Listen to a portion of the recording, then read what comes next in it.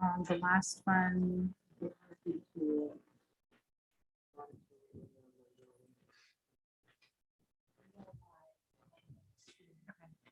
So why don't we start? We can talk about the minutes and then Jim should be here. Okay. So I'm gonna order the regular zoning board of appeals meeting August 10th, or no, sorry, August 12th. First matter of business is an approval of the agenda as written. So moved. Okay, so moved and seconded. All those in favor say aye. Aye. Okay.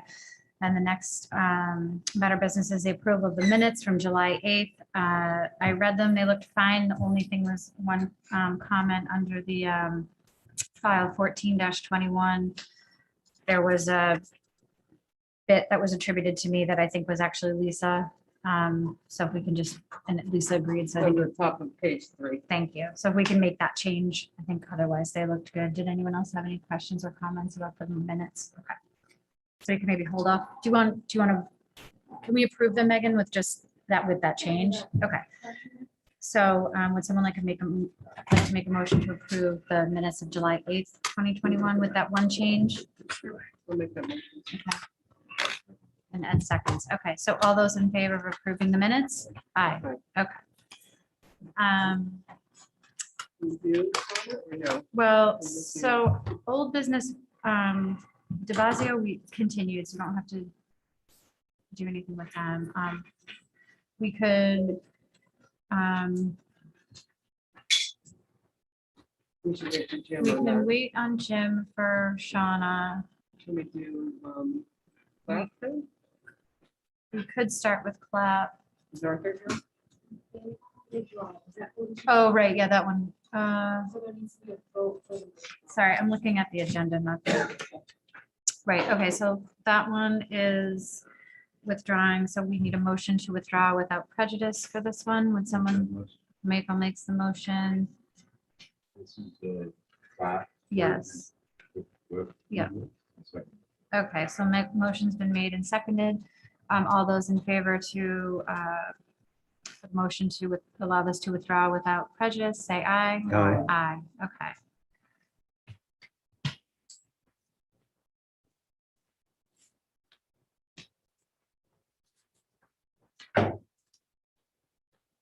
All right, so here comes Jim, so we can start with old business file number 14-21, Shauna Green, 49 Fairgrounds Road with Sarah Alger presenting. Thank you. Good afternoon. So just to kind of recap the history here. We came and asked for permission to do an outdoor deck, which you gave us, and with the condition that it go until either sometime in October or the end of the pandemic restrictions. When the governor lifted the restrictions back in June, that kind of caught us by surprise because Shauna had made commitments to continue, thinking that the pandemic would continue. She'd made commitments to use the deck into the fall. So we came back to ask that the approval be extended to October. There was some abutter concern expressed primarily by Mr. Bates at the meeting in July. And so we agreed to take a month to have conversations and see if we could reach a resolution. Don't think he's here, but he did. He's in the back. Oh, okay. I didn't recognize you there behind the mask. So we did make some concessions. We have met with him. We've also met with the other neighbors. And we have the support now of the Horgans, and they've sent a letter in. In the meantime, the Board of Health has imposed a mask requirement, which is in effect a COVID restriction. And I had an exchange with the building commissioner, and he's agreed that that constitutes COVID restrictions within the meaning of your decision, and that as long as that mask decision is in place, we're not going to be subject to an enforcement order. Shauna's plan, she's now scaled back. Her plan is to operate through Labor Day, then cease use of the deck and remove it entirely. So we're talking about right now, well, I really don't technically have to be here because I could withdraw the application and I'd be fine as long as the mask order remains in effect. What I'm concerned about is that sometime in the next, basically 3 weeks, this is the 12th, I don't know what the day of Labor Day is, like the 6th of The September. 6th, yeah. That sometime between now and the 6th of September, when we're stopping altogether, the Board of Health will raise the mask thing and we'll be back in the same position we're in now. So to avoid being in that position, I'm coming before you to ask you if you would please extend the right to use the deck until Labor Day, whatever the Monday of Labor Day is, the end of that day. So it's basically another 2.5. 1, 2, 3 weeks, Right, it's about 3 weeks. 23 days. And it would only actually be the days in those next 3 weeks in which this mask mandate has been lifted. I actually don't anticipate the mask mandate being lifted between now and Labor Day. But I didn't anticipate the mask mandate being lifted back in June, and that was my bad. So just by way of clarification, because there were some statements in some of the correspondence that you received that wasn't correct, I just want to be clear that the restriction that's on the yoga studio is not that no noise can go outside the property line, because any property, if anyone's talking on it or, you know, shutting a car door, you're going to hear a noise. The restriction is no music shall be played in the yoga and dance studio that can be heard beyond the lot lines of the premises. Admittedly, Shauna was in violation of that. She wasn't aware, had not refreshed her recollection as to that. She's now back in conformity with that restriction. But I just want it to be clear, it's music only. It isn't human voice. I mean, they're trying to be as respectful and quiet as they can be. Could you stop all music? No, she hasn't stopped all music. She's turned it so down to the point where you can barely hear it. It doesn't say she can't have music. It says she can't have music that's heard outside the property line. You know, there's that low, that yoga music. Megan, I didn't see, you said we had another letter from, I don't have that. I think it just came today Oh, okay. My word, or- from Mr. Horton. Okay. Did it come to your email? It didn't come to me. I got it from Leslie. Did I miss that? I got it. Oh, yeah. Oh, yeah, I did get it. Sorry.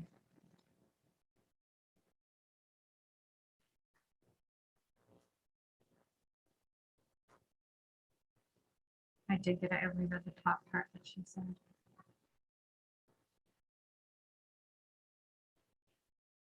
And Shauna feels very, very badly about all of this. And I think she's really tried, and so has Evie. They've tried to make this right. They've tried to scale things back. They've tried to do the right thing.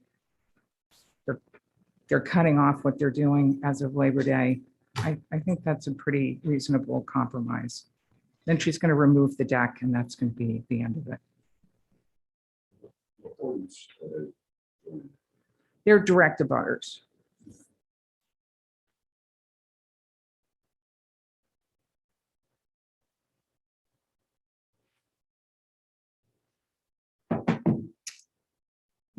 How do we feel about the Labor Day versus August 14th? Oh, sorry. Mr. Bates, you wanted to speak? Sorry, I meant to go to you first.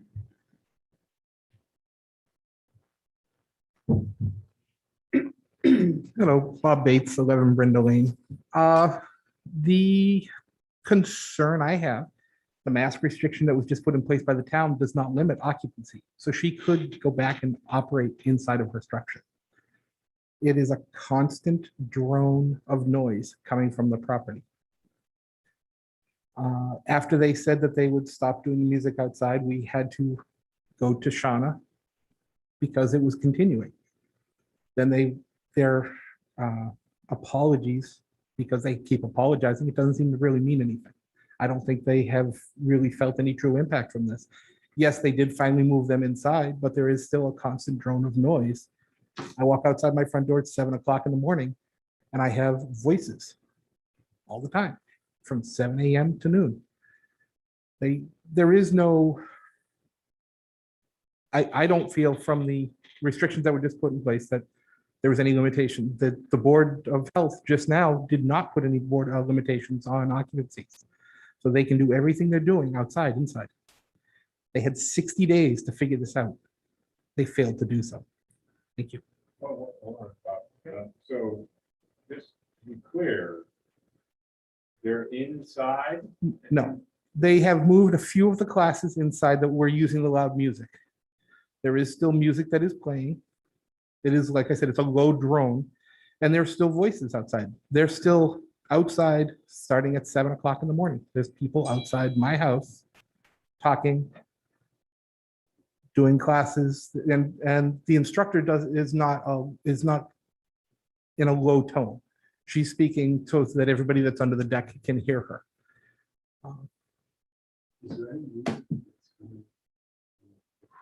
I can still hear the music, but it's very low. There's like the low droning music. I call it droning music, but that you can hear. The outdoor, yes. They still have stuff that's going on outdoors.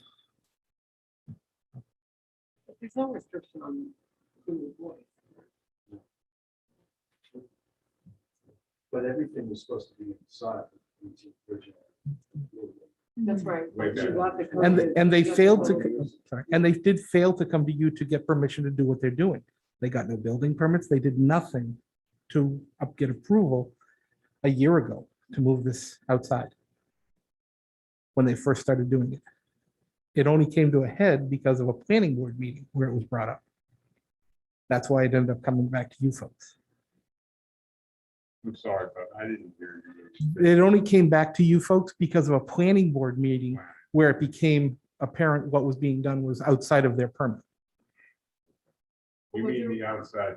The outside work, yeah, the outside decking, the outside classes, all of that. I know she did definitely do the building permit, but wasn't there some town, would she have had come back to us, or was there a town?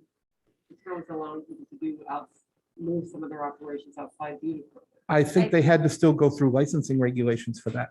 I think that my recollection is, we talked about this I wasn't at the first meeting. We did talk about this at the second meeting. And that with the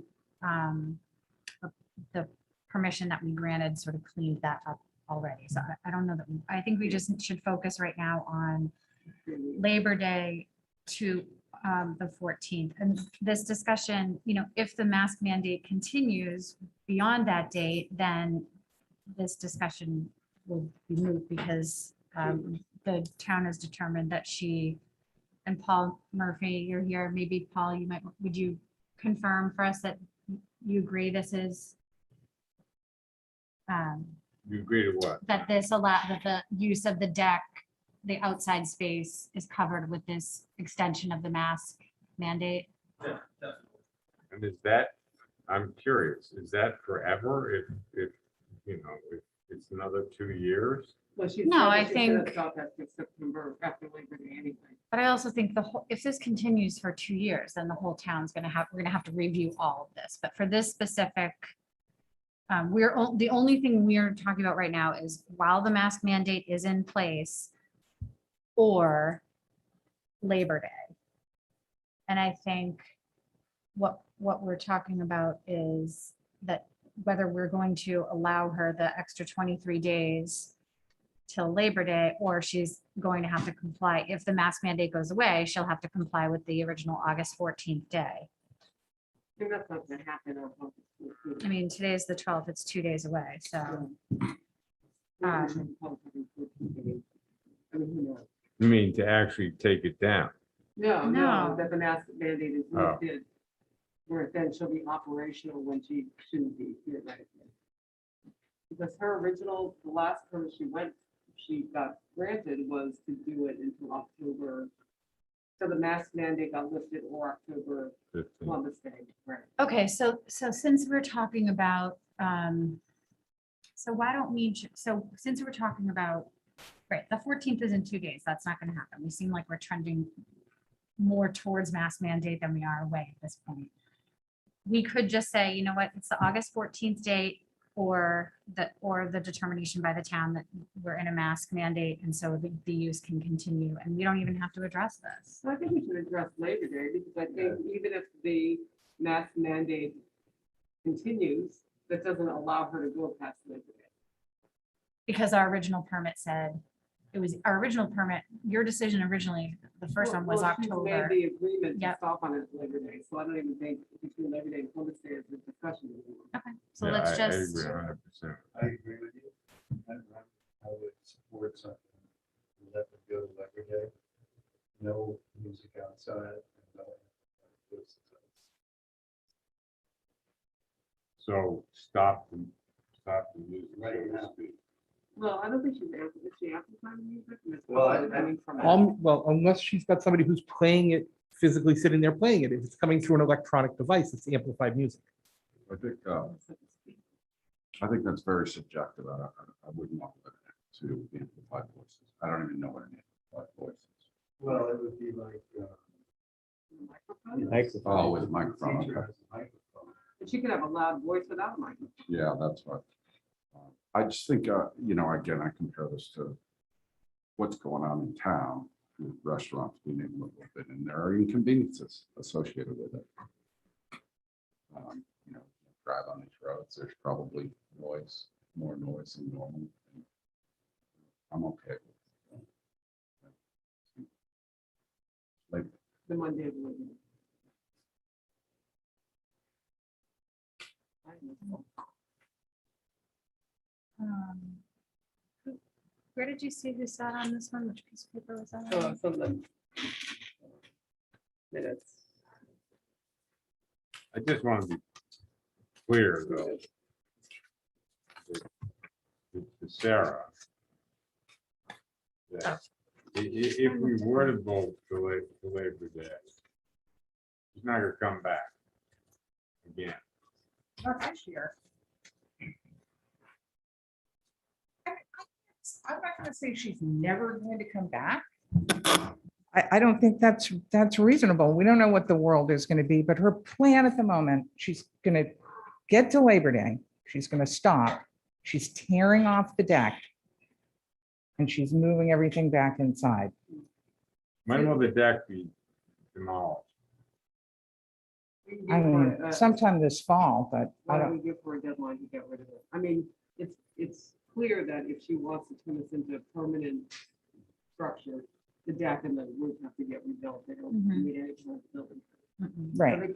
they can't remain if she's gonna actually do this as a permanent. No, she's got to get rid of it. She's gotta go. It's got to go. And, No, and the yeah, reason that I we're know it even, has to go, but it was supposed to be gone in 2 days. Originally, I believe 14th. So the well, it classes are isn't the supposed to 14th cease. yet. Right. I waited to say she couldn't get it down in 2 days. but- Well, she wasn't going to take it down instantly anyway. It was, she couldn't have. She just classes couldn't up have classes out there. That was the extent, no classes? Yeah, it wasn't remove there. the I don't think deck. there was anything. There that was said nothing that about the deck removing the would be deck. removed. I think that came, later, she realized that it wasn't built to any kind of standard. Right. Since it I mean, wasn't permitted. to be clear, the reason that we're here is Shauna hired someone last year. Everyone was in a panic to deal with the pandemic last year. She hired someone who said, you can do this. You don't need she got very bad advice that she followed. And she did something that she shouldn't have done. And then she asked me to do the planning board filing, and I did the planning board filing, but I realized in the process of doing it that she had built this deck when I got the updated plan. And I said, well, what's with this deck? And then that's when we ended up coming here. I think you can certainly give her, put a limitation on when the deck has to come down, but I don't think it should be the Monday after Labor Day. Be reasonable. What's reasonable a month? Yeah, what's reasonable? Why can't we? I mean, Well, because, Well, she's using it till So, the. yeah, Monday. I mean, we give her a month to get it down. Is that too much? For 2 a weeks. month? I don't know. 2 weeks. Yeah, I would say it's excessive. I would think it comes down the day after. I'm Well, not, it's I mean, she's gonna have someone come and take it apart and take the wood away. Yeah. what happens, yeah. So why don't we, so what, that's And we'll September put on his 6th, say schedule for September the, 30th? September 7th.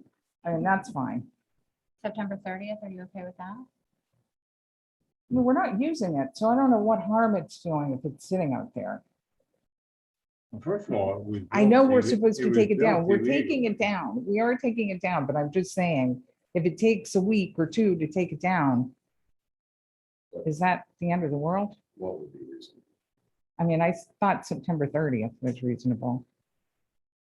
I mean, I don't know, but it's gonna be hire someone, and get them over Well, she can there. hire them now, so we can really shorten that. She could be like, somebody's got to be there September 7th to start taking. it Right, to apart. start Give them taking it down. 10 days to get it out of it. Yeah. I think Okay, reasonable. That's reasonable. You think that's reasonable? To, like, get all the debris gone? Yeah, I think it should be put back to where it was.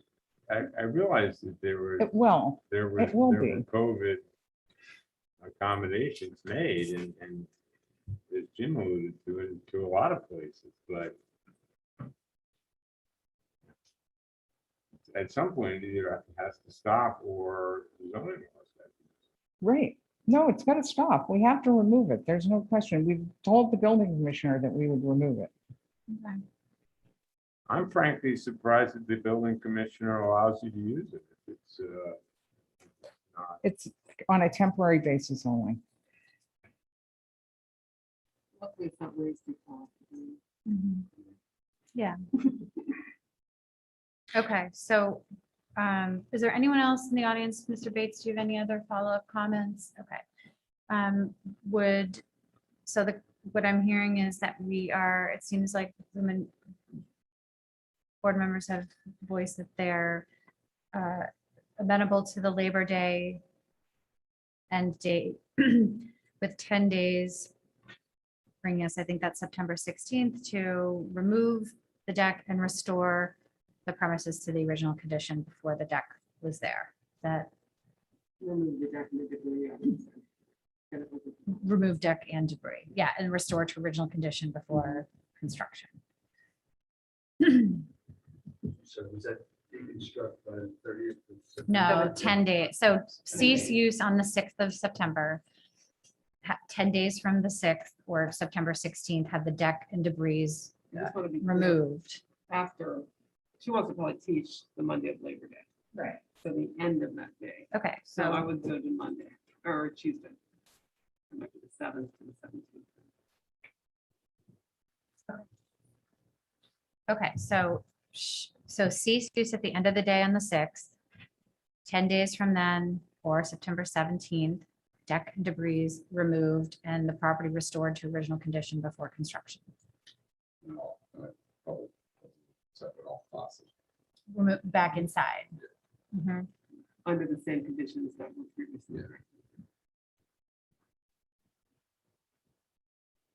What if the, I'm just curious, what if the deck isn't removed in 10 days? Then that does not become, is that a zoning enforcement issue? Is that a Marcus issue? Marcus issue? I don't know. I don't know. That's what I'm asking. Right. Is there any support for not allowing music outside? Would support it. Doesn't sound like it's very loud. though. Well, it's not loud for us. And I think it is for the neighbor if you read this letter. Is there an letter? Yeah. Yeah, well, this one. I think that's it. It's- My whole concern about this, I agree with you. Yeah. it's loud. But I think of my 5-year-old in the backyard.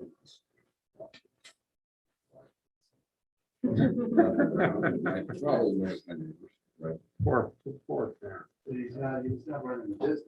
Right, that's right. And I just, my concern is that we're gonna leave this open, maybe, that there's gonna be more issues between now and Labor Day.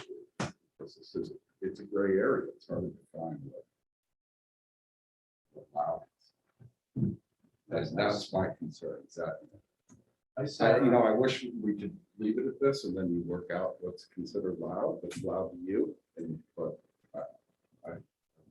So then let's just say, no music outside. yeah, Music outside. No music outside. right. I mean, it was when this was originally approved, it was a business in a residential neighborhood.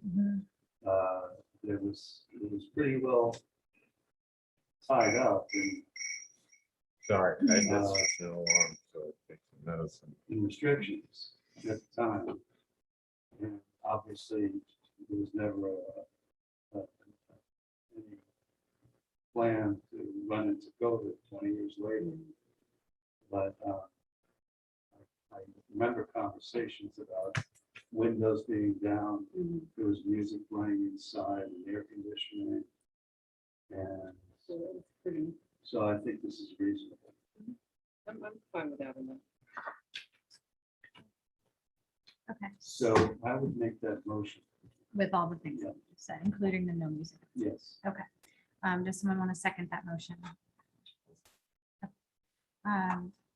So voting on this one is myself, Lisa, Ed, Michael, and Jim. So all those in favor of the motion as presented, please say aye. Aye. Aye. Okay, so motion carries. I was in nay. What? I was in nay. Oh, you were a nay? Okay, sorry. The math.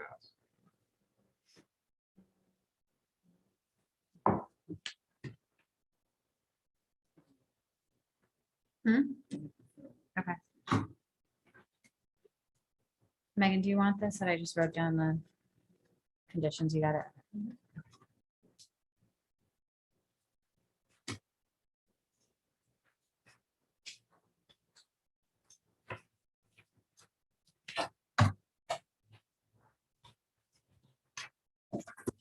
Okay, so moving on to new business.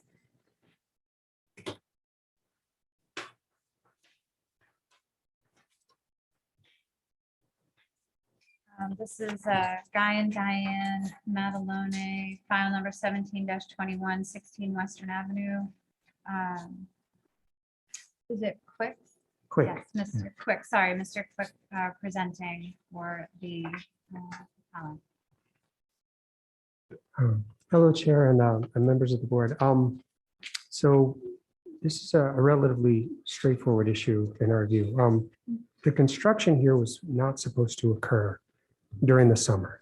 There was a representation made to the board during the January 14th hearing that there would be no issue avoiding a June 15th to Labor Day window.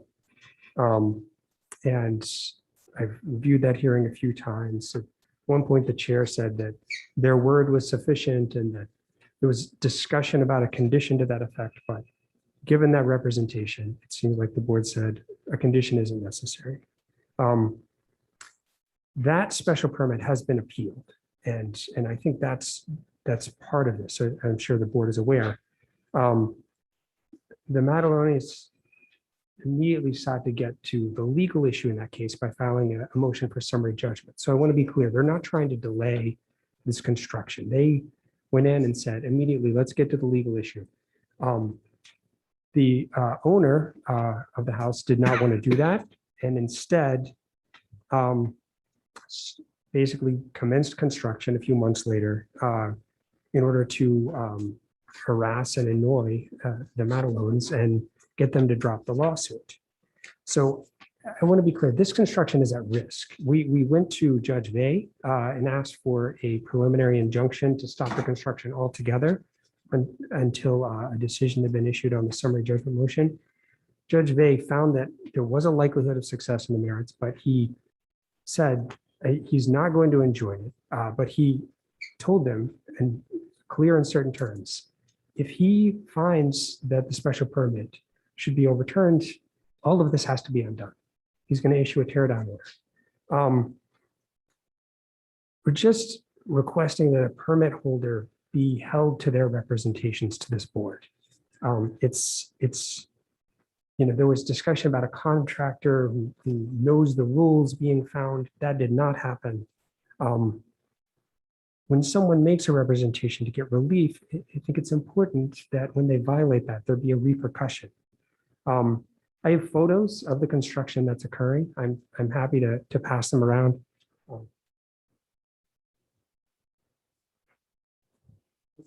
This is major construction. This morning, there was a cement truck parked on the Madeline's front lawn.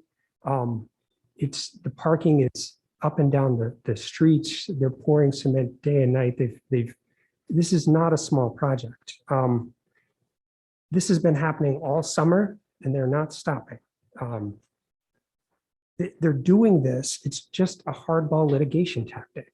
That's why they're doing this. And it goes directly against what they told this board that they would do. And I guess my main question is, if they had said to the board, we're absolutely going to construct this next summer, June to August, that's when we're going to do it, would the board have issued a condition?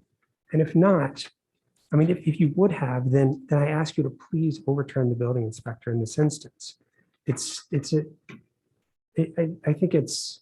I don't know that the board wants to be in a position where it has to reduce every representation made to it to a condition. We're just asking that they stop until Labor Day. It's just a few weeks, and then they can commence again, so that the Madelones and their neighbors can have just a few weeks of peace this summer. That's all. I'm happy to answer any questions.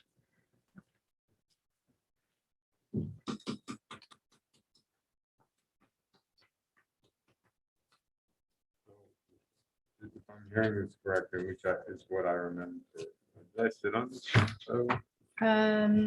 I don't know, but I remember the conversation that we had, and I think you did sit on it because I remember, I don't believe so.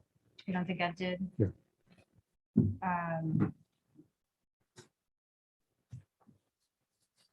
I remember the applicant saying, with the discussion about when they renovated their home, they had conversations with people in the neighborhood. And I think we talked about,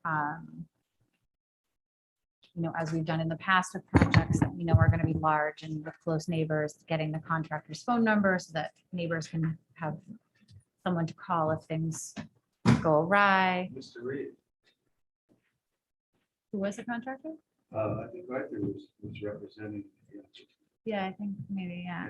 And he, tongue in cheek, agreed that he would give the neighbors some telephone. Right. And I did say that we would take, I believe, parsing it, like we would take the applicant at their word to be a good neighbor. But this is an area that we don't usually put conditions on. And that was our decision, and it is their right to do construction. That's my recollection. Yeah. That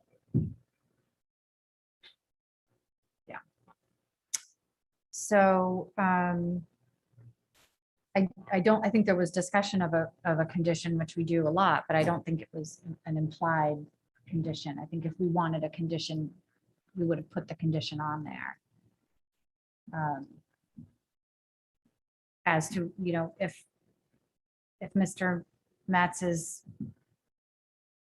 not being as neighborly as he originally said he was going to be, that's not really something that we can.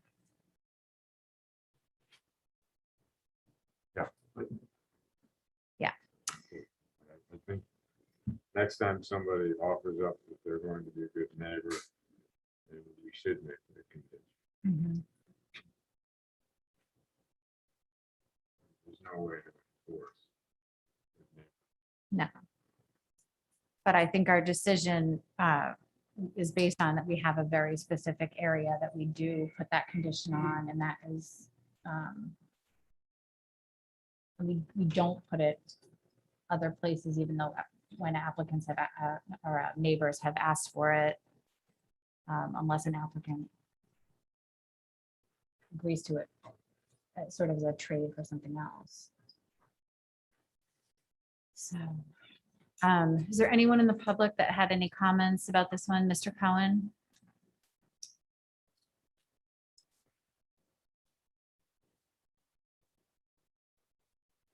Sure, Madam Chair, Stephen Cohen, I represent Mr. Metz, who's the owner of the property. Mr. Reed was previously the representative for the applicant when the permit was issued, because that was a contract purchaser. And that contract purchaser is still doing the construction, but Mr. Metz has asked me to come in to address this. So I think, I don't want to speak just to be heard, but since there's potential for appeal here, I do want to say a couple of things just for the record, if you'll give me a little leeway on that. But I think that, Madam Chair, you've essentially nailed it, that there was a time when the planning board and the zoning board were all over the place on the no construction rule. And in the sense that the dates were different coming out of different boards, the areas were different. There was no sort of fairness. And I think there was a assessment of this by the town 4 or 5 years ago.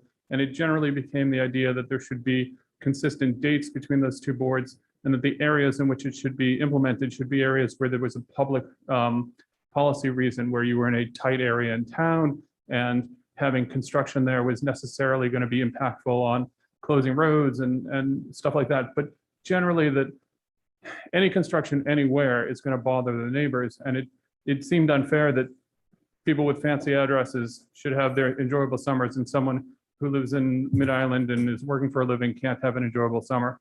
And I think that that's the assessment this board has generally been doing is, can you do a job in this area without, closing down the road and everything? And I think that this area obviously is one where the board determined that the no construction was not necessary, rule was not necessary, although everybody would have a more enjoyable summer if there was not construction, but that's not really on the basis on which the board makes that decision, because if that was the case, it would be in every decision you issued, or it would just be a general bylaw that no construction in the summer, or limiting certain kinds of construction in the summer, which is not obviously the case on Nantucket. We have a noise bylaw, but not a no construction in the summer bylaw. So the question before you is not whether or not we're living up to any representation made by Mr. Reed at the last meeting. The question before you is whether or not the building commissioner has made a decision that is reasonable based on what was in front of him. And what was in front of him is a permit issued by this board that has no condition in it. And what the applicant or the appellant is suggesting is that the building commissioner should be going in and reading the transcript of every zoning board hearing to see if there were any representations that he would then determine should also be additional conditions that are not in the public record and are not required by the board. I think that itself would be arbitrary and capricious for him to be doing. And then in fact, what he did was the most simple, looking at the face of the permit and determining that because there's no condition, he won't, create one. And I think that's what's before the board. Has the building commissioner, the only question before the board, has the building commissioner issued a permit that is arbitrary and capricious, or has he made a reasonable decision? And in fact, even if you disagreed with his decision, you should not substitute your judgment for his unless he has made an arbitrary decision as opposed to a bad decision. And I know the board knows that, but because of the litigation, I want to make some points for the record. Okay. So I think that's where we are here, and that the board, I would recommend that the board find that the commission, the building commissioner has made a decision that was reasonable based on the record in front of him, and that there is no implied condition, nor is there an arbitrary and capricious decision, and deny the request to overturn the building commissioner. I also think that the board has no capacity to, in this circumstance, to issue additional conditions on an appeal of a building commissioner determination. There's no way to amend your existing permit, and I would deny that request to the extent it's even before you. Thank you. Thank you. Mr. Quick, do you? Okay. So that's the five of us. Mark, do you have any comments on this one? Nothing relative to the project, but my neighbor's been constructing new structures on my lot line for all summer long, and there's nothing that legally that I can do about it. He has every right to do it. If we don't put restrictions on something, we're basically attesting to that fact, that it's a legal right for them to do construction on their premises. Mhm. You wanna say something else? I just didn't know. Yeah. Anyone else have comments on this one that they'd like to address to the board? Okay. That's okay. No, it's good to ask. So is there any further discussion from the board on this one? Doesn't seem that there is. Just on the voting procedure. Um, So is the vote, if you're in favor of the applicant, wants to return the voting inspector, Mhm. you can make an affirmative So the motion, motion. yes, the motion would be to approve the relief as requested, which would be to overturn the building commissioner. So a nay vote would uphold the building commissioner. Okay, so does someone want to make a motion for this one? Make a motion. So Michael's made the motion to approve the relief requested, which is to overturn the building commissioner's determination. Would someone second that motion? Okay, so all those in favor of overturning the building commissioner, say aye. All those opposed, say nay. Nay. Okay, so that motion fails. Okay. Thank you. Okay.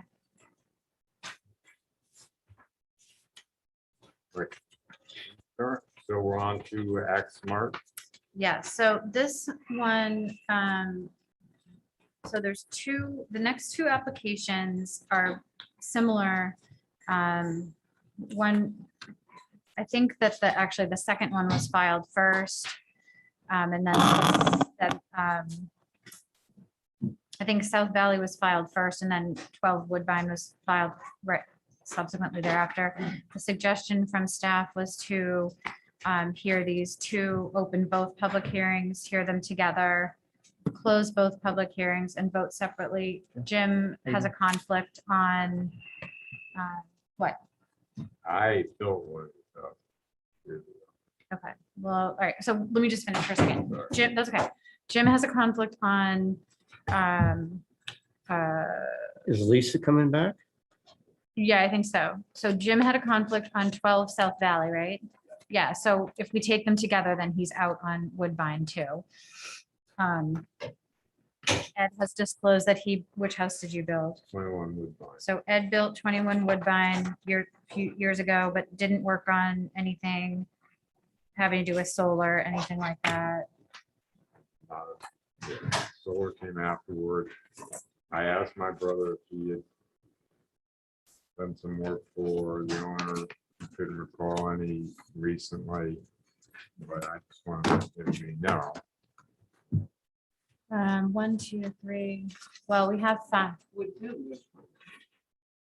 We have, so then if we do that, then we take them separately. So we could do that where you're out on this one, Jim sits on this one, and then you sit on the next one. And so we'll have to do them separately, but that's okay. Yeah. Is any ongoing business with this guy? No. I mean, Rick, how do you feel?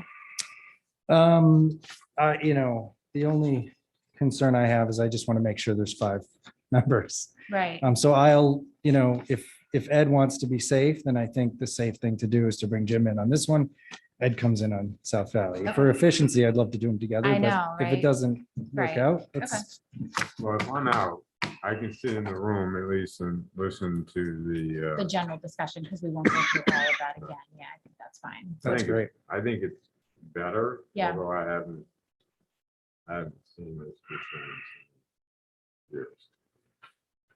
Okay. If Jim is still around. Oh, there he is. All right, so you guys swap and then we'll do them. What? No reason you should be in Um, the setback.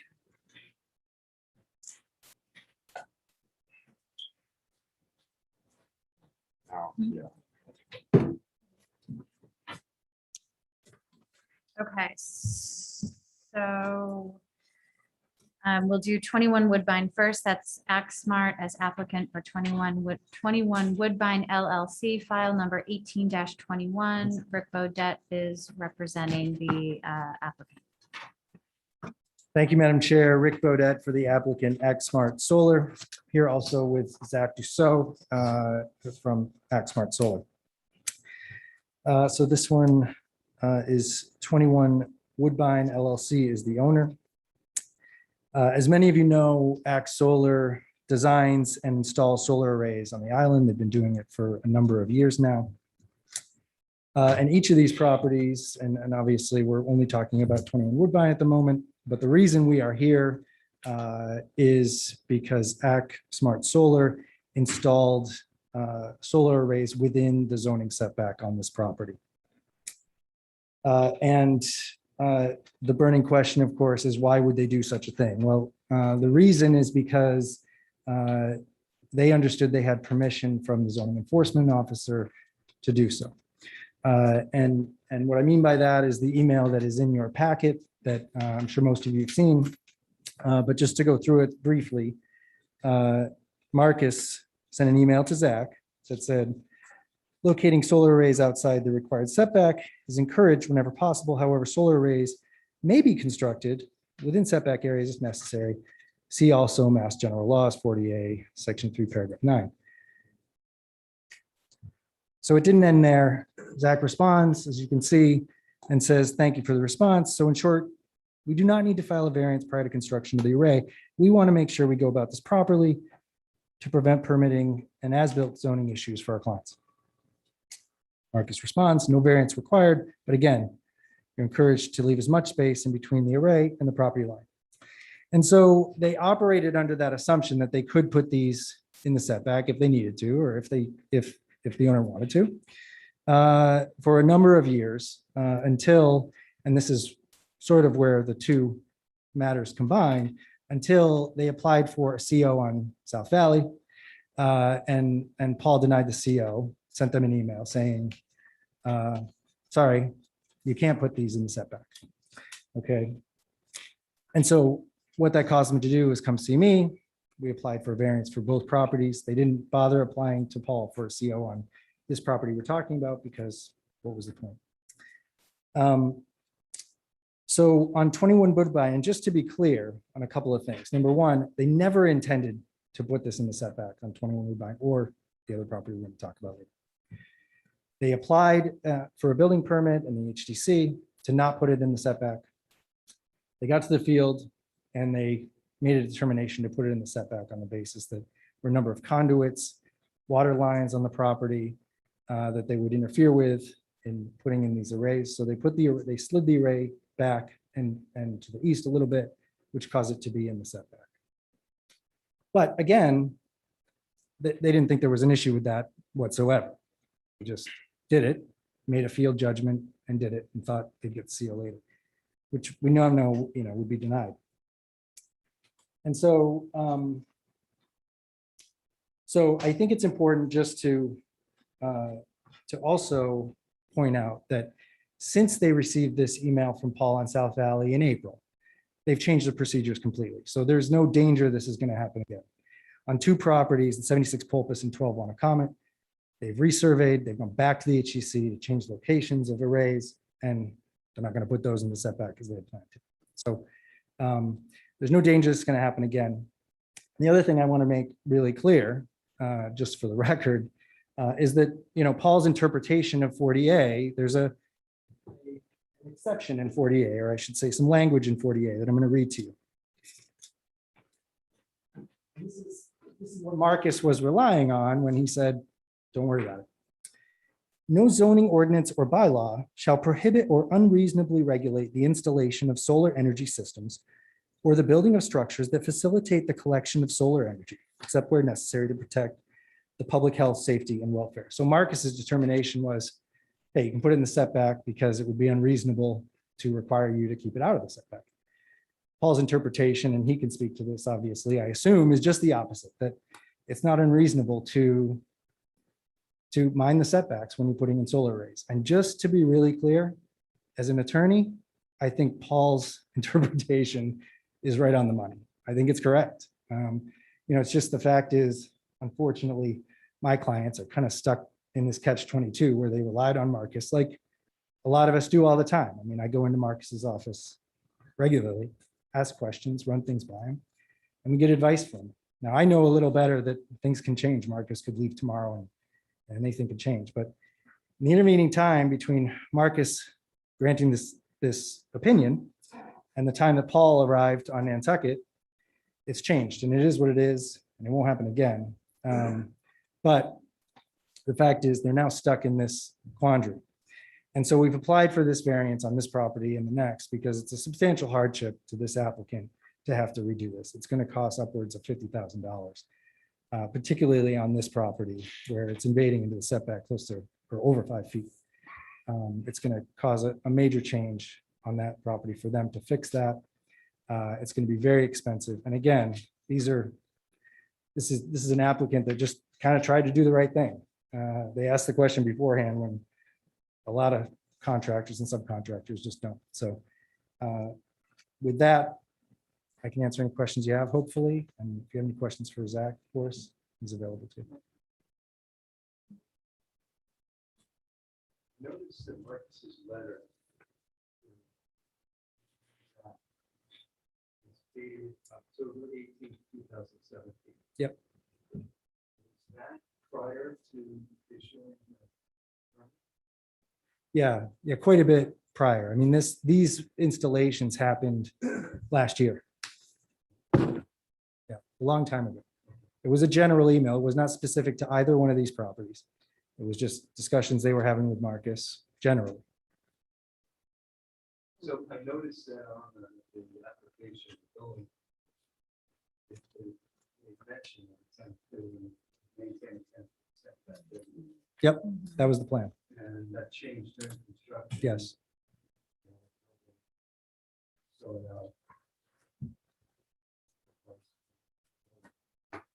Not at all. No. And I think the fact is these arrays or in the course of construction on any property, minor changes, slight change of locations would happen.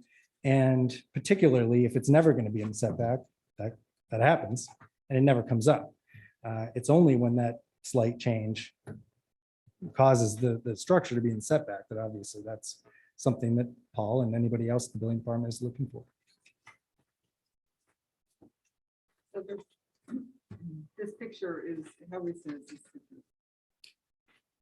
Is that the one with the setbacks? Yep. Drawn on it. I think I got it from them a month ago or so and sent it in to you guys. I mean, I think that it is very confusing that you are encouraged to keep it as far away from the property lines as possible. Is that what it says? Locating solar arrays outside the setback is encouraged whenever possible. So obviously it was very possible to do it here. That's Sure. why the language is really. Yeah, I mean, My concern is the screening. Obviously, we reader is a cut, so that's probably a pretty good buffer. I don't know what the screening is like to the east. This one, I think. Yeah, This and- one. and Yeah, we that's what I'm weeder saying. So is gone now, actually. It's right on their property line. So, from a screening perspective to the neighbor, I think always obeying setbacks makes sense because they screen them properly. Right now, there's 5 feet from the edge of the panel to the property line. There's Right. not a lot of room to screen. So, are there any neighbors? Yeah, she. So wrote a yes, there letter. was a letter from a neighbor to the east. She's I this think, one, I want to say it's 14 Yeah. or 16 Pequot, Okay. who voiced some concerns about it being so close to the property line. But again, this back portion of this property is next to, it says Wee Weeder on the survey we provided. Since I believe in January, that second bottom half of Wee Weeder has been sold to the neighbor. So Wee Weeder doesn't exist. This is a private driveway that goes in the back of the property that's only services the property to the south. So I think that's 16 Pequot or 14 Pequot. So it's not a public way. There's only one car that goes back there. That's it. And I think, Lisa, 5 feet is 5 feet. I mean, it's enough to screen, and we can screen if that's, obviously that's an easy ask of the board to ask us. These things are only 5 feet high off the ground. So they're relatively easy to screen, and there's 5-foot setbacks all through town, and there's enough screening there on property lines. So I do think that's enough to screen. I agree.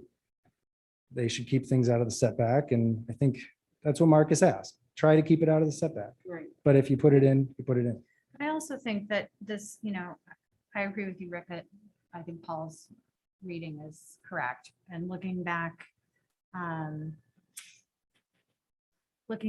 this, he does say,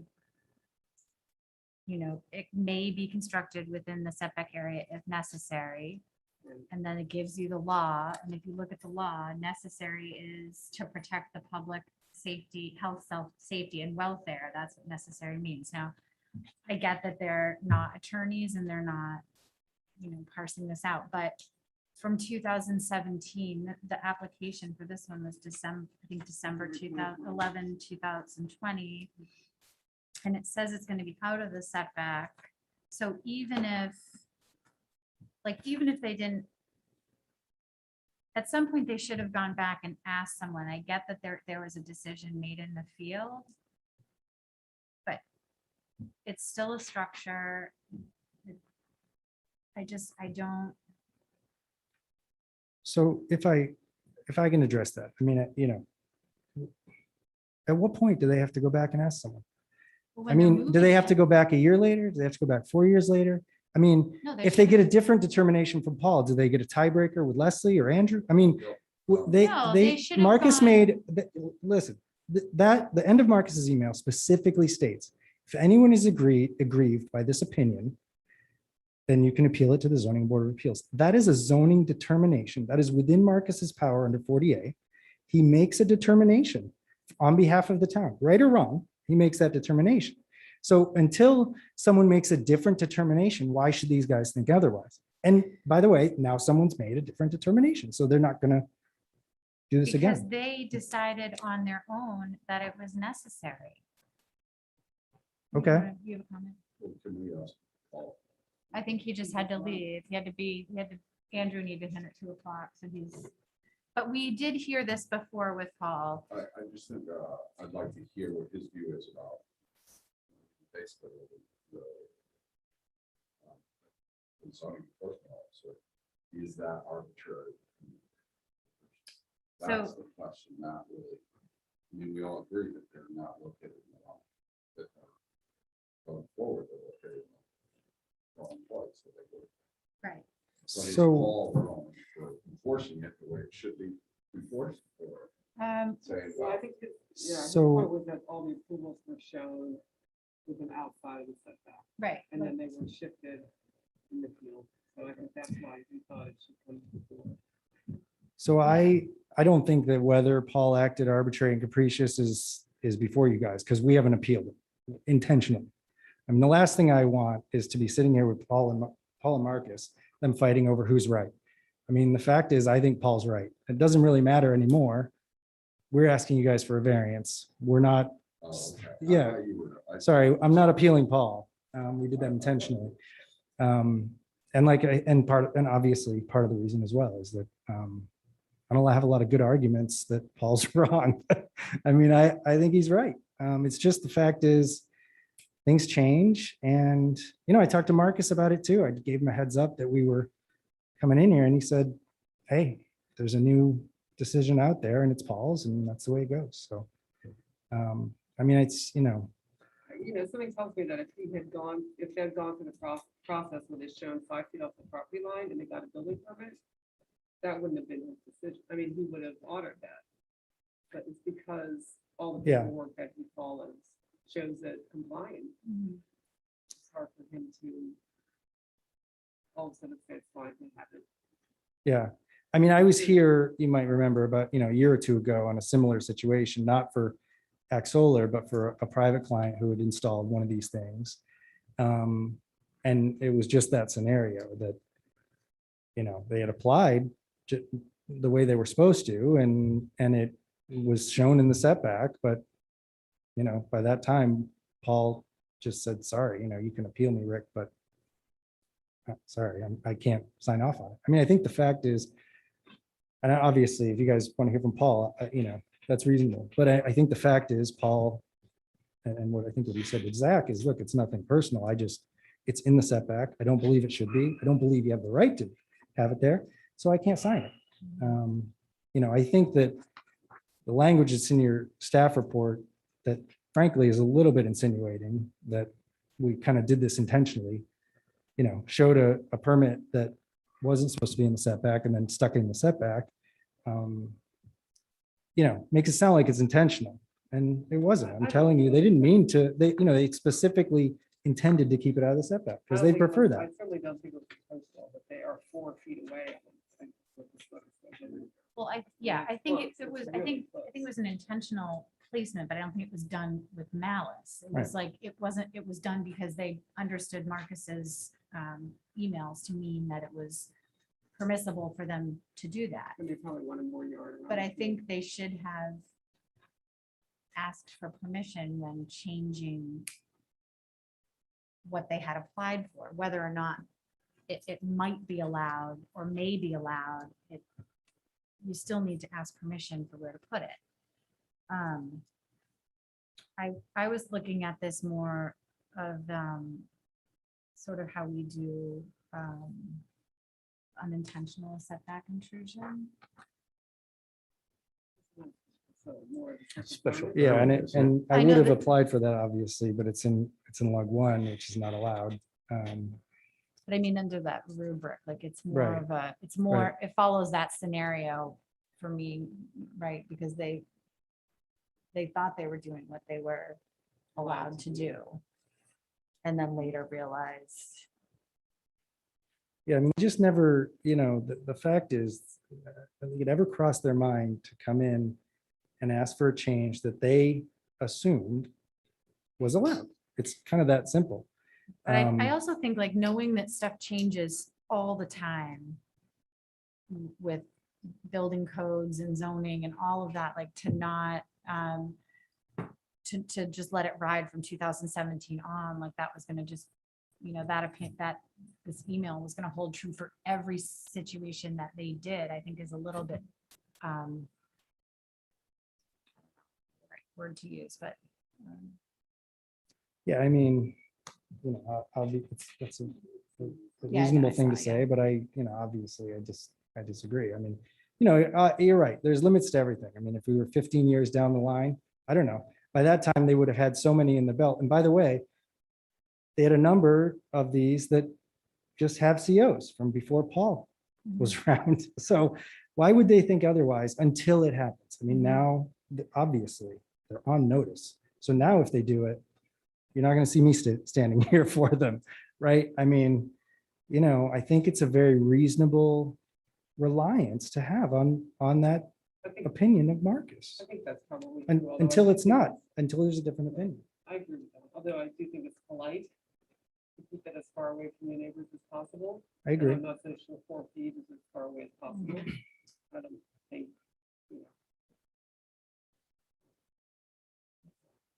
So Um, when Marcus, when he made that, email, the arrays were shown outside of the setback. So just so I'm glad you asked that, just so we're clear, the email that Marcus sent had absolutely nothing to do with this property we're talking about. it was 3 years earlier. It was 3 years earlier, and it was just a general conversation they were having with Marcus as their business was ramping up, and they're starting to put in these solar arrays. And they go to Marcus and they say, do we have to honor the setbacks? And his response to that was generally, no, I'd like you to keep them away from the property lines as much as you can, but here's the citation of 40A. I don't think you need to. So what would the proposed screening be? Because I agree, there's not a lot. Is the driveway going to be 3 meters? Yeah, well, yeah, let's talk about screening a second, because this gentleman's been patient. Do you want to come up to the microphone and, yeah. Just identify yourself for the minutes.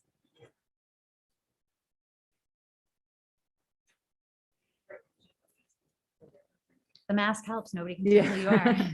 My name is Christine Petrella and I own 16 Pequot Street. And so we had no idea of the solar arrays until we arrived in the early spring, and when nothing had leaves on it, and they were very obvious from Pequot itself, from Wee Weeder, which does still exist. Well, my neighbor bought a portion of Wee Weeder. Wee Weeder goes along the southern part of our property, so that corner is kind of still on a public way. But what we're talking about with the setback, whether it's intentional or unintentional, I read through the HDC approvals and minutes, and they approved it based on their concerns were that it looked like it was in the setback. And multiple members of the HDC said, it looks like it's in the setback. We don't want it to be in the setback, and it was approved conditional that it was not going to be within the setback. So it's clearly an issue that they should have been very aware of. Generally speaking, I'm not a fan of the location where they put it, because it's a large lot with a lot of open space, but their property, it's their right to put it within setback in that location. My other issue is that the building permit states that the solar array that was approved was 37 by 48 feet. And the completed array on the as-built is 54.7 feet, which is a over 6 foot difference. And they added another smaller array. So the whole depth of the thing is about 40.8 feet. And right now, I don't really see it from my property that clearly, but all of the brush that they cite as hiding it is on my property. So they did nothing to try to screen it from anybody else. Those are my trees. I'm gonna need to maintain that buffer now to not see it. So I do have that concern. 14 Pequot, when they go down, Wee Weeder to get to their house, it's pretty much right in front of them. Like they drive down Wee Weeder and they kind of turn to the left, and they're kind of right there. Even while everything's foliated, leaves, you can still see it.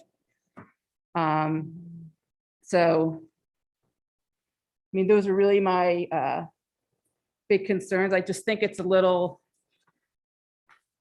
thin to rely on an email exchange from like 3.5 years ago to say that it was okay when clearly HDC was very concerned about it being within the setback. I mean, it's only 4 feet from my property line. So that's very close. I mean, if you're not, what's the point of having setbacks if they could just say, oh, sorry. You seem like a very nice guy. He seems very nice. And I'm not opposed to solar. I just think it's a very large lot.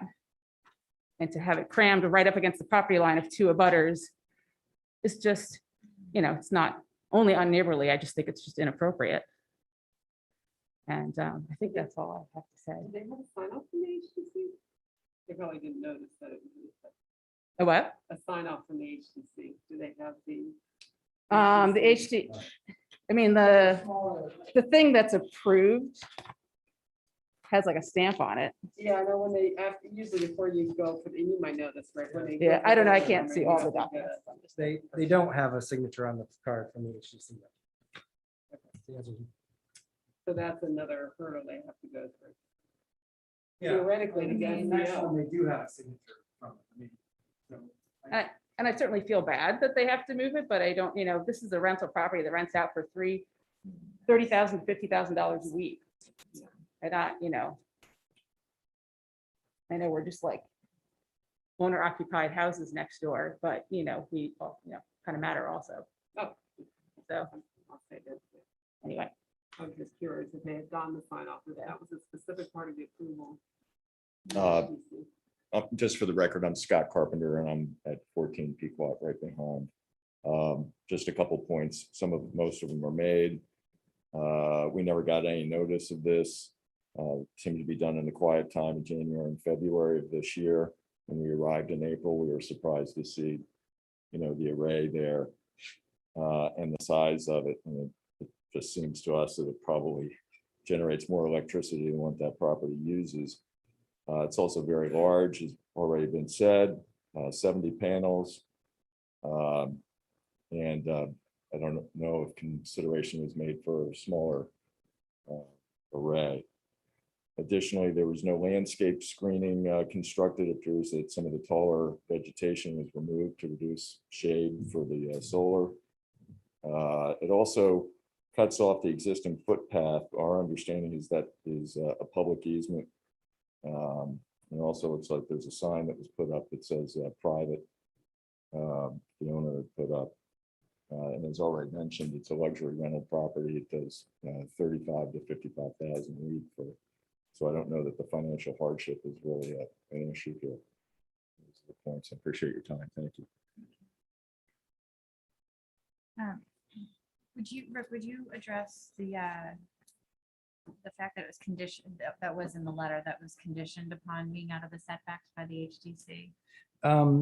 Yeah, and speaking to my client, what they mentioned is that it's just the opposite, that the HDC, specifically Ray, said, we can't enforce setbacks here.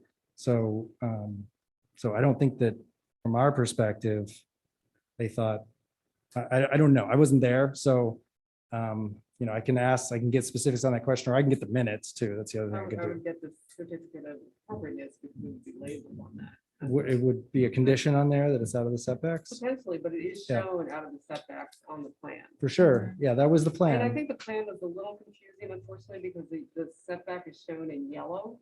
And then there's a dotted line that says property bound prior to 2014, paper roads purchased.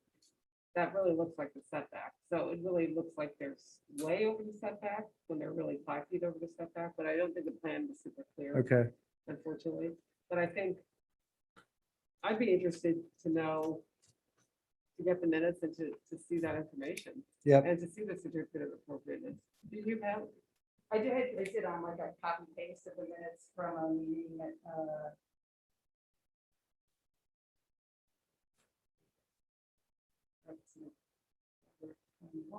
It would have to be part of the motion though.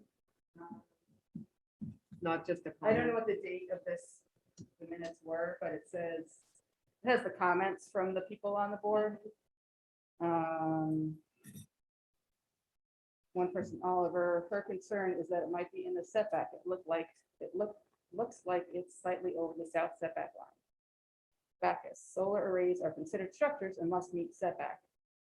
Booms, no concerns. Camp, they have a hedge concealing it from the pool, but not a vegetative screen between the array and neighbors. Should rethink how it's laid out and be more generous to the setback. Welch was concerned about the screening along the paper road. Oh no, he was concerned about paper road. The setback is problematic. Approving subject to moving it out of the setback would allow room for screening properly. Cole said screening from neighbors would be neighborly, but we can't require it. Motion to approve through staff clarification that it will not be in the setback. So it's part of the motion. Yeah. So I think you guys would have to go back to the HDC, certainly, if we're, and I don't think we should grant this until that is closed. I agree. And, oh, sorry. Well, I was just going to address the, $30,000 a week. My point in saying that this is going to be a substantial hardship is that it's going to be to the applicant. Not going to cost this owner a dime, because these guys are going to have to fix it. It's just that simple. So, while I can absolutely understand the neighbors' concerns about the cost of that rental, and obviously, to the extent it was supposed to be screened by the, in the HCC approval, or whether it was or wasn't, it's a reasonable request that we screen it from the neighbors. So I don't know if that hasn't been done yet because of this happening in April, or if they weren't going to plan on it, but to the extent that needs to happen to get the variance, and obviously we can screen it with thick vegetation. So. I have a question for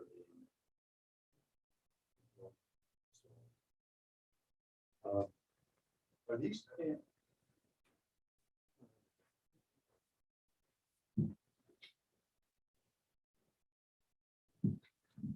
Zach Dusel, that's smart. Individual panels constructed one at a time. Or they already joined. They are constructed in vertical columns of 4 to 5 modules. So there's columns of them that are roughly 7 feet wide that construct the array in a series of So rows. this is a module going this way where my finger is going over it. That is, so there is each vertical line, Mhm. there's a less defined line Yep. that is half a module. Right, So the more defined white is the module. is a full So you module. literally would have to move all these modules. Yeah. Yeah, on the Could east, they be touching? Could you move them so they're touching each other? they are all touching each other. Well, it No, doesn't look no, I like they're mean- touching here, in between. So we generally try to maintain a small gap there for maintenance purposes, just to access the array and to just investigate, and also due to the fact that they will shade each other. We are able to move them closer, but then it limits the access as well as reduces the production. So it's generally not something we do too much. So you can't deconstruct them to panel by panel. I think they can vertically, but not horizontally. So for instance, if we're talking about 21 Woodbine, we could take off an edge on the closest to this neighbor here, but the bottom portion is really the crucial. So they could, in other words, they could mitigate a little bit on the setback. They could pull a little bit out and rewire it and fix that end. It'll still be in the setback slightly, but the bottom portion, that one would have to be completely moved. It's all on footings. Looks to me like it's about 5 feet plus over the line. Okay, so I was wondering if it has the neighbor to do it. I have a decision here with what section got banned, what side banned. It's still encroaching. What maybe? But I think, Michael, I don't think you can take off this one band here.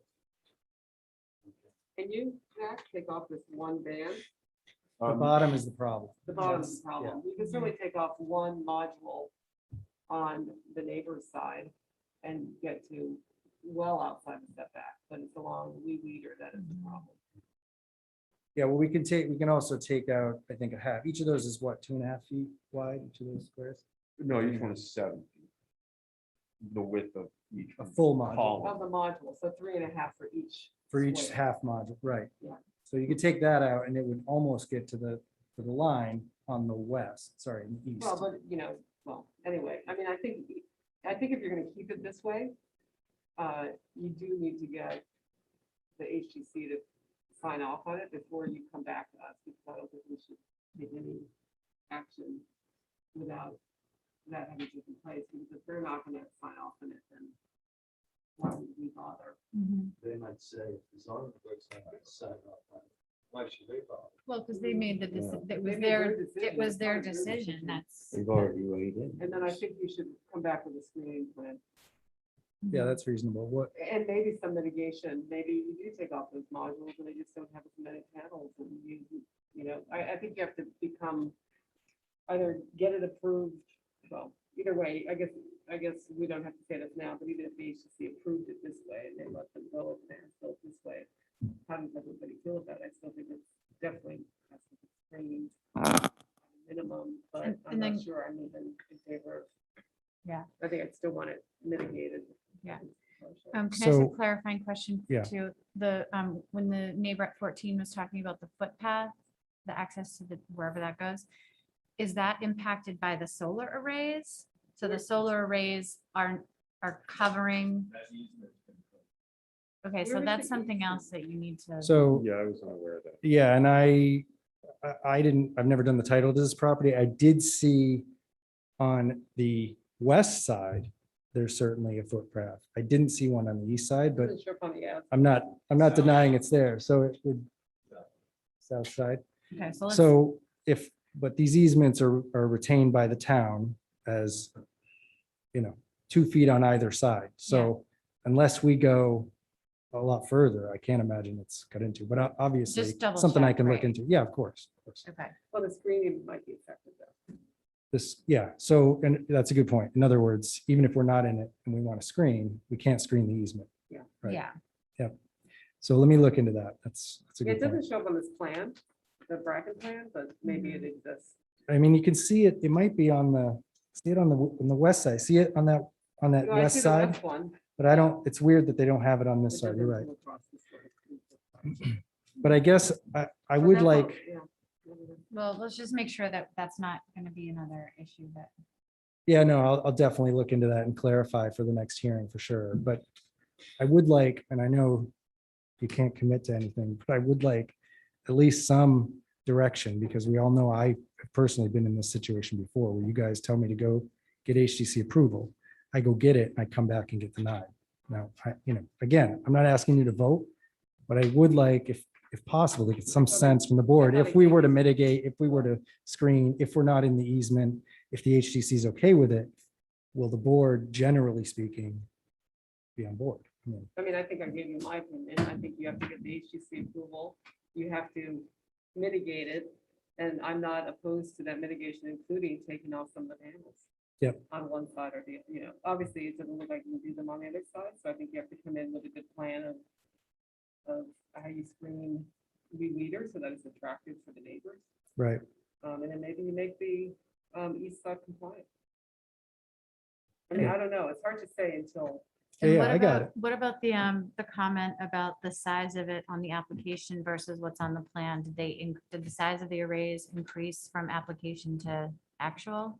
That's a An good- extra that's a module. good question for Joe. I mean, that's what it looks, And then they added those. That wasn't on there. yeah. Do you have the original?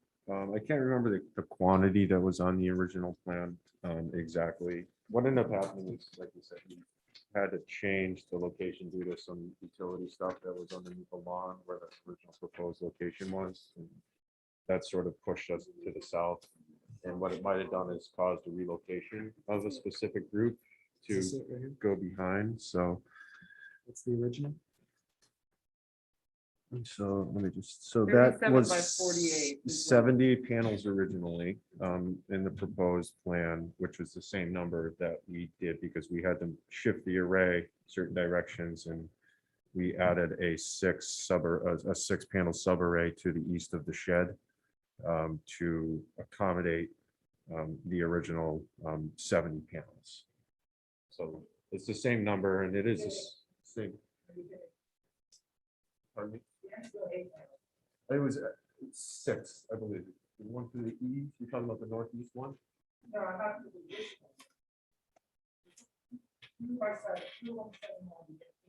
Can you just come, sorry, can you just come to the microphone, please, and identify yourself?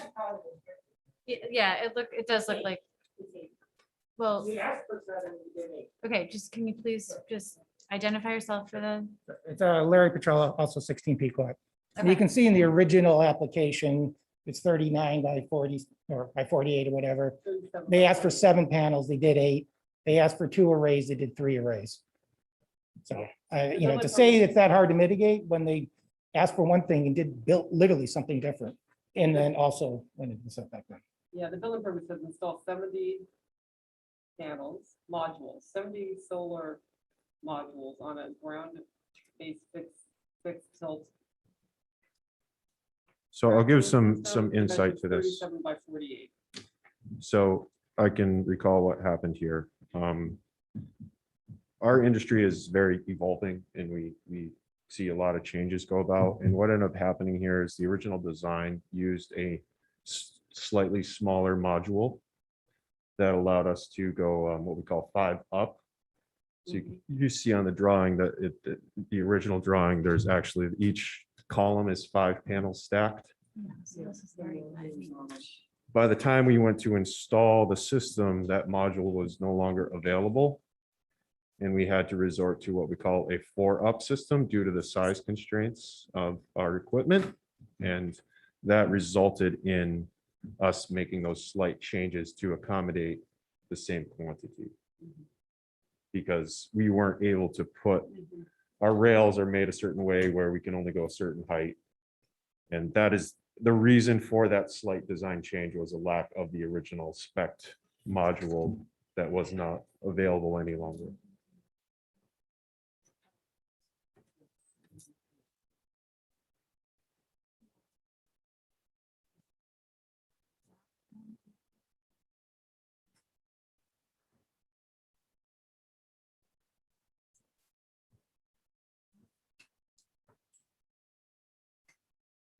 So Susan, I would vote today, I would lean toward not approving it.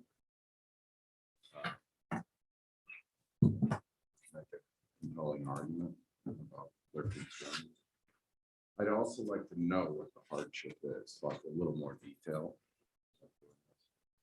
I guess, I don't know how much information we can get, but you know, is there errors in omission insurance? You know, I know that shouldn't be a concern, but it's obviously evaluating the hardship. I'd like to know, Yeah, I agree. What the ramifications are, because I agree. there is something, that, you know, situations that can be reconciled fairly, to me, fairly easily.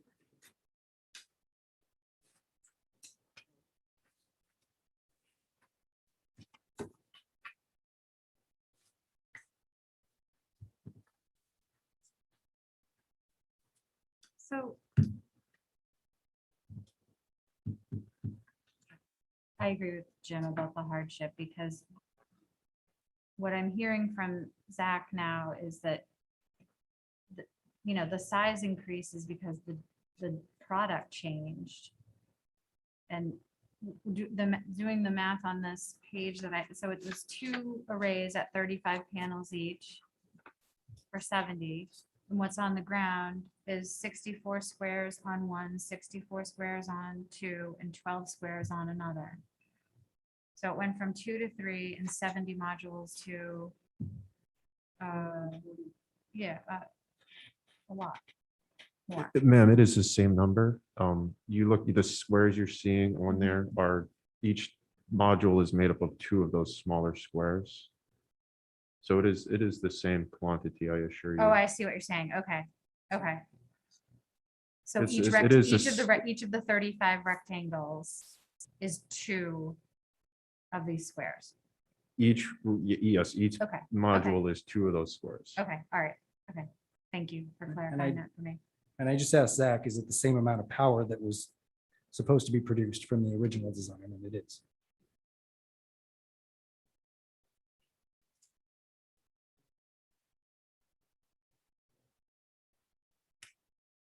I just think, again, it's a structure, and if you were building a house or shed or anything like that, and the materials changed, where now all of a sudden the overhang or something was going to be that much bigger because the product changed, and you had to have gotten approval to do it, that you would go back and, so I agree with Lisa, we just need to have the HDC bless what has been changed. Yeah, no, I don't know. And then we can talk about the other things that you. ideas. Yeah, we can get that. And obviously, it's a reasonable request.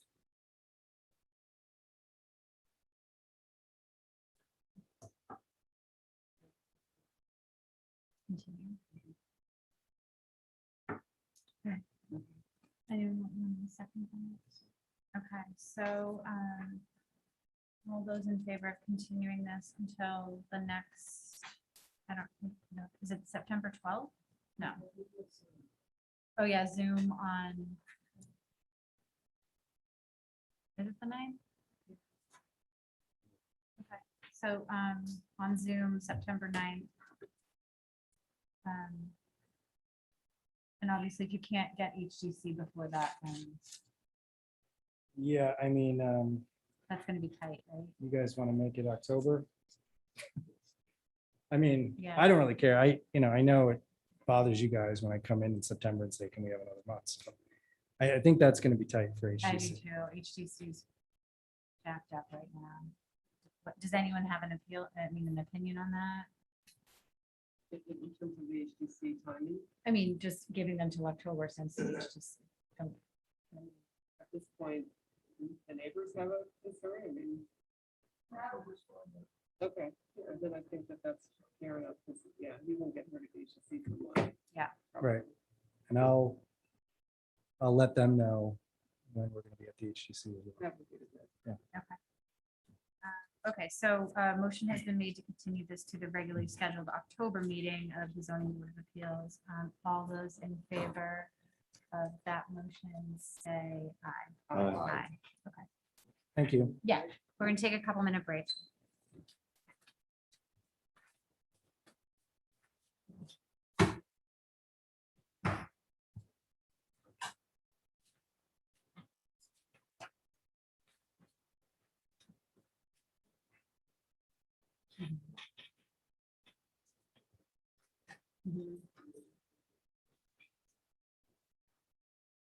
Right.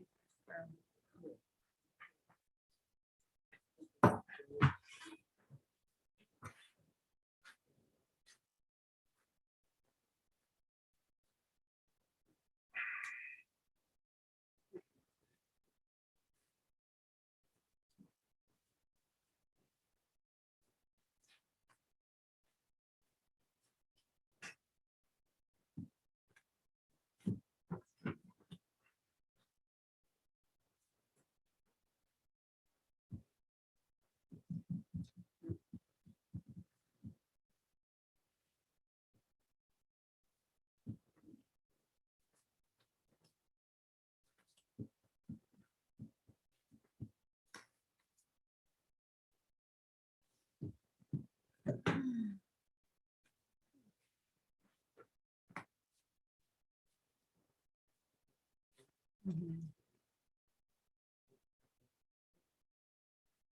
No, no, no.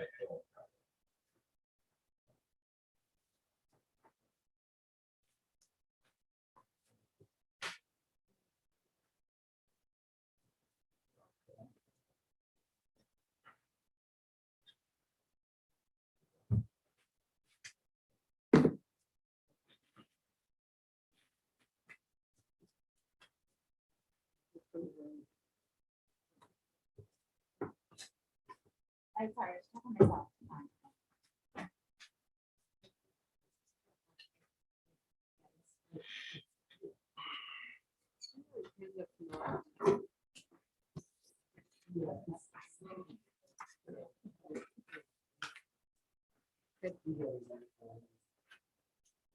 You're okay with it.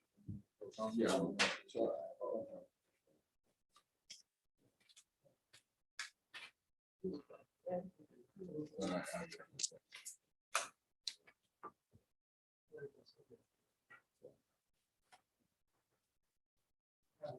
Fresh face here. I was asking you to go. But I if I want a fresh face, it's not necessarily, yes. Right. I don't know.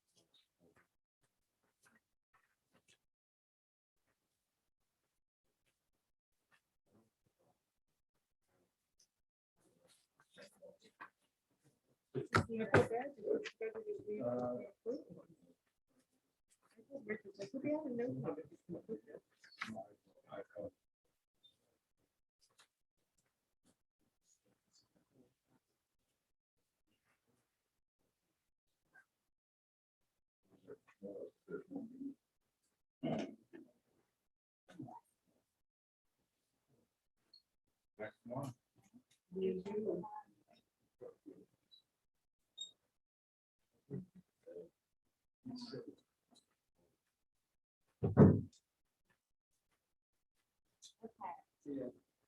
Done.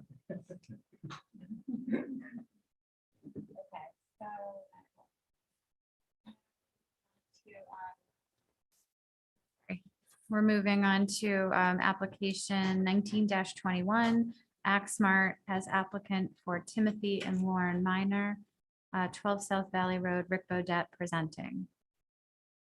Thank you, Madam Chair. So obviously, we don't have to go through the whys as to we're here, although this one has only just a couple of slight differences. First is, as I mentioned earlier, this is the one where they first realized through the application for the CO that this was an issue with Paul. Second minor issue is that is the extent of the intrusion into the setback. It's relatively minor compared to the other one. And the other slight difference is they changed things. This was supposed to be installed before COVID. It got put on hold. They came back, and when they did, made some changes to the array and moved it over slightly. And to be perfectly honest, while they moved it over, they didn't think that they would be in the setback. Weren't worried about it either way, obviously, because of the email from Marcus, but the fact is, it turns out it did end up in the setback. So for those reasons, they're seeking a variance to have this here. It is admittedly less of a substantial hardship for this one. The other one was huge. This one is more in the magnitude of, $10,000 rather than 35 to change this. So, and this one actually already has HTC signature on the card. According to the applicant. So. This one actually looks a little easy because you could just lop off the module. But I think is it, Yeah, so I think to keep the power, they'd have to take certain ones away and then move them, put the footings down somewhere else, outside the setback, obviously. Right, at the other end.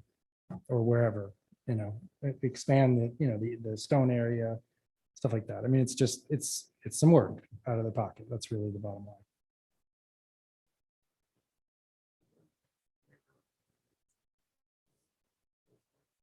Yeah, this one, I think, borders a road. Yeah, on both sides of it.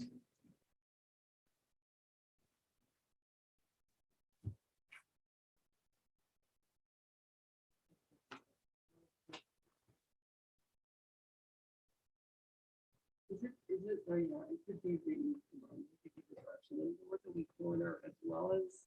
So it's both. It's slightly in the side setback. I mean, it depends on how you look at it because it's on two roads, right?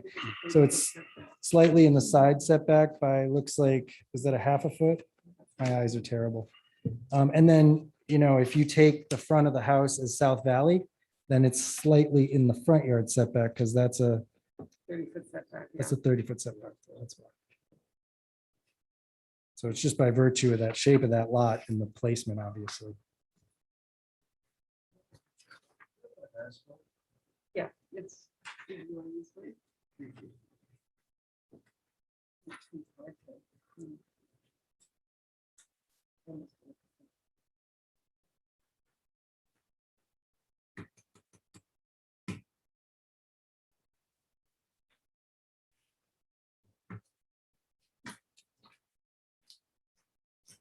The setbacks are. Yeah, so it's a set, the front yard setback is the one off of South Valley. If you take that, it's, yeah, it's on the plan. It's 35, actually. So it's, and it's 28 on that side, if you call that the front. And then the sides are 10-foot setbacks. It's a half a foot on that side, but then because A lot more in the front. if you call that the front, then it's 7 feet, 6.5 feet. So rather than doing on the HGC plan, there's, it was 2 rows of panels, they elongated it. Yep. Which is what caused the intrusion. Right, 'cause it was supposed to be like. Yes. It said it was gonna be 43 feet from the front and 14 from the rear.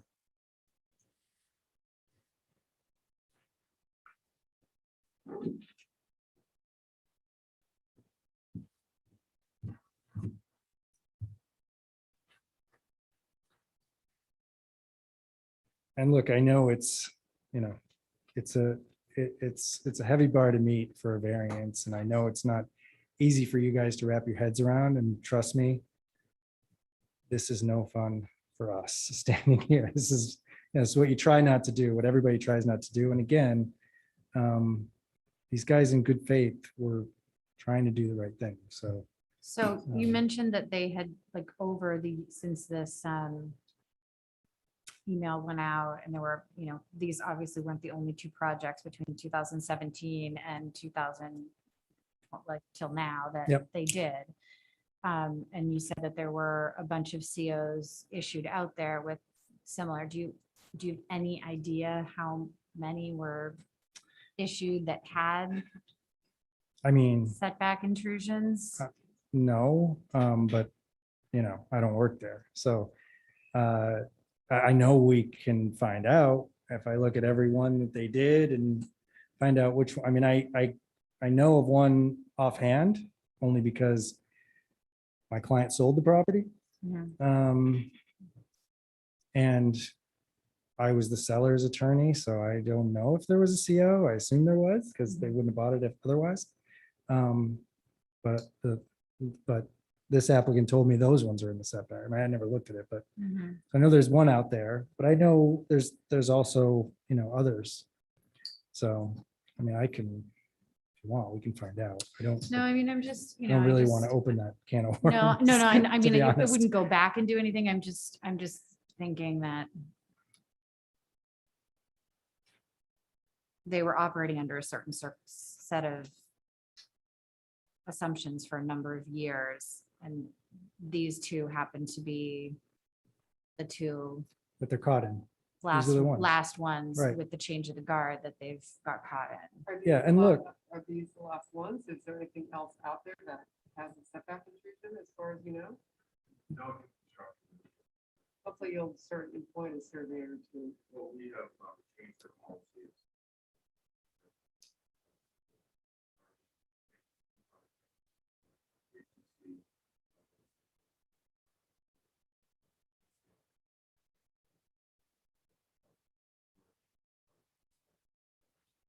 This is since Paul Zeman. Yeah, They've yeah, done it. but also I think we need to have somebody come and locate them for you in the field.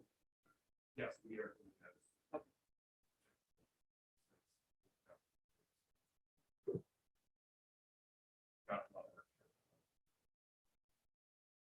And then were you also asking if there are any other ones out there that, That they don't know about, that could be potential. There are. a handful that don't know.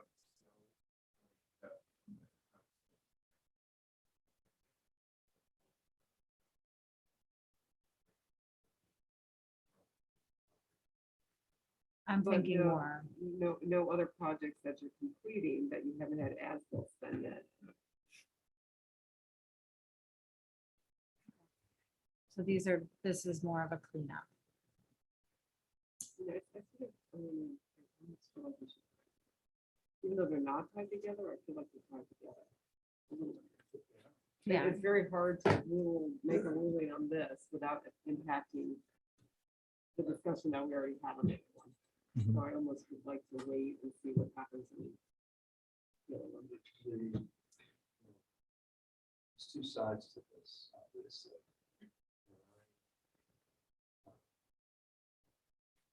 The letter from Marcus was compelling to show mercy because of what was handed to him by the officials.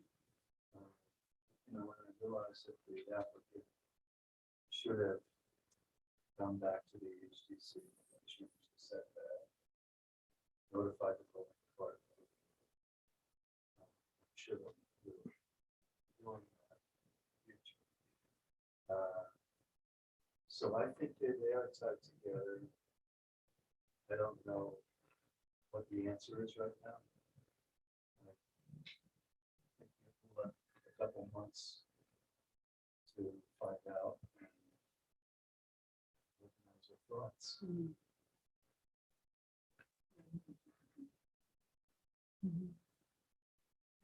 So you're gonna take them together from now Well, on then? I don't No, think it would but be prudent to, for whatever reason, and I'm not saying this would happen, but if you got relief on this one. Yeah. It certainly makes it hard for us not to give you relief on the other. I mean, so from my perspective, now that we've taken them separately, I'd like to get this one off. You can understand that. And by the way, I don't agree that you have to grant one. I mean, when has this board ever done anything just because they did something for someone else? I mean, every circumstance, that's the whole point of, every circumstance is different. I mean, I think that the exacerbating factor of the last one we talked about is number one, that the neighbors are concerned about. Number two, the whole HTC issue and the fact that we do not have a signature from HTC. I think that's the biggest You're 4 difference. feet away from the property line. Of course, right. Thank you. Thanks for pointing that out. No, but I mean, those are really sort of the exacerbating factors on that one. And here, none of those exist. We're not going back to the HTC because we already have that signature. It's de minimis and we don't have any neighbors. So, you guys do whatever you want, obviously. But I guess I'm asking you to grant this one irrespective of what's going to happen on that one. Because unless we fix that one almost completely, I think that's our best hope to get relief on that one. And it might be that the HGC says take it out of the setback anyway. So, which again, this one will still be hanging if we withdraw the other one. So anyway, it's just my take on it. Against continuing.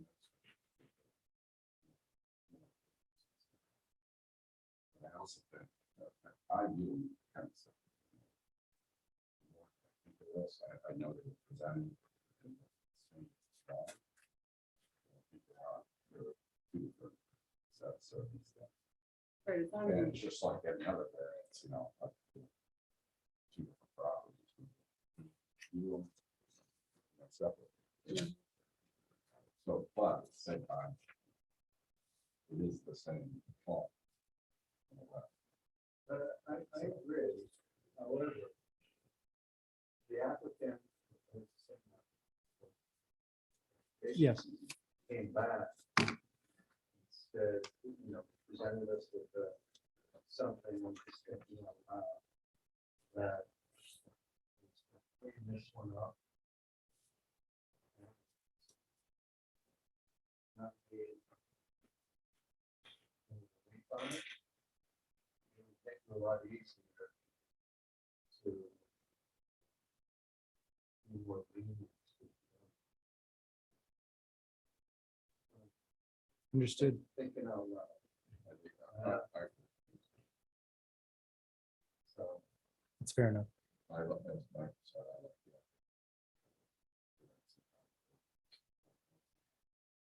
There's a complicated issue.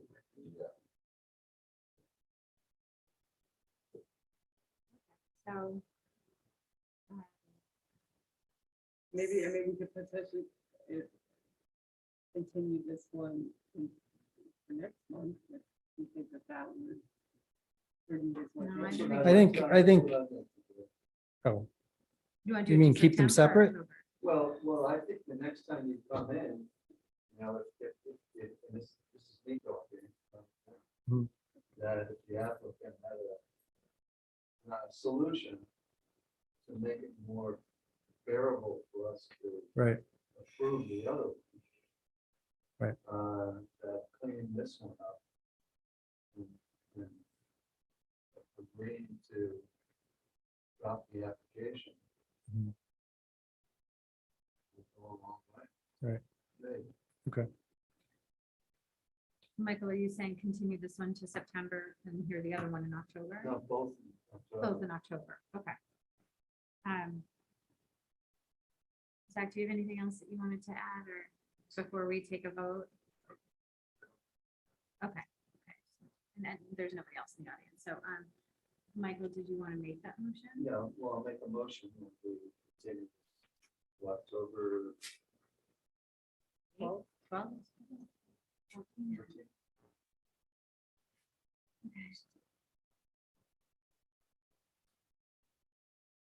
I should just bring the calendar.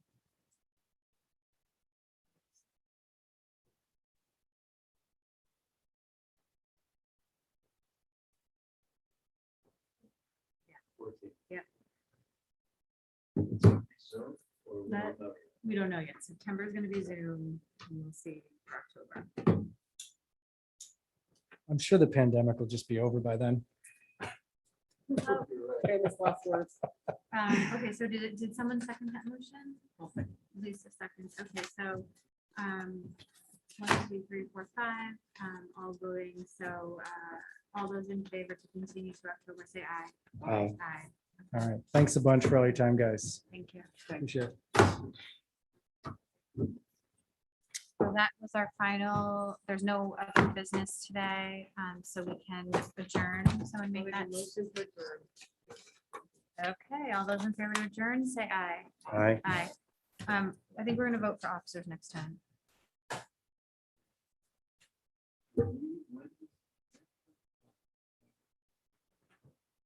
I heard Linda Williams.